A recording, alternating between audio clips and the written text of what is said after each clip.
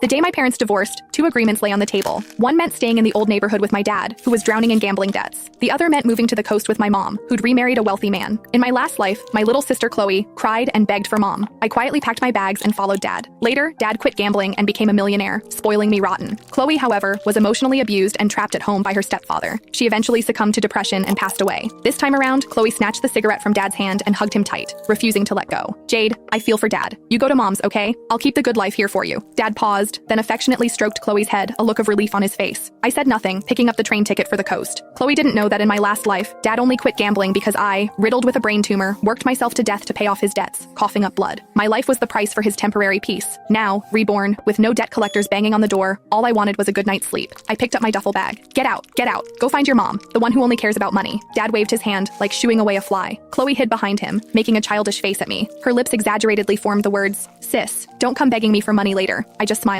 saying nothing. Then I turned and walked into the rain. I pulled my neck into my shoulders, feeling a chill seep deep into my bones. Honestly, it didn't matter where I went. I just wanted to find a quiet place to endure these last few moments. No more hearing the gambler's creditors banging down the door. No more smelling that sickening stench of cheap cigarettes. Mom's black Mercedes pulled up at the end of the alley. The window rolled down, revealing her perfectly made-up face. She frowned, looking at me, drenched from head to toe, a flicker of disgust in her eyes. "What happened to you? Get in, quickly, don't get the car dirty." I opened the back passenger door, about to slide in. "Put that bag in the trunk." Mom pointed at the duffel bag in my hand. "It's filthy, probably crawling with germs." I paused, but I still obediently closed the door and put the bag in the trunk. Back in the car, I huddled in the corner, careful not to touch the luxurious leather seats. The heater was on full blast, but I still felt cold. "Jade, once we get there, you need to be sensible." Mom drove, glancing at me in the rearview mirror. "Your stepfather doesn't like noise. Don't leave your room unless you have to. Eat quietly, and don't drag your feet when you walk. And never mention your dad. He's bad news." I looked out at the rain streaking past the window and nodded. Got it. The familiar spike of pain lanced through my head again. My vision blurred for a second. I reached up and pressed my forehead. "What's wrong?" Mom asked, her tone laced with impatience. "Nothing, just car sickness," I said. "So delicate," Mom scoffed. "Just like your dad." I closed my eyes, swallowing back the metallic taste of blood that welled up in my throat. Next time, no way I'm signing up for this again. The drive took 5 hours. By the time the car pulled into the hillside villa community, it was pitch black outside. Though ablaze with lights, the whole place felt eerily dead. "We're here." Mom parked the car, touched up her lipstick, and took a deep breath.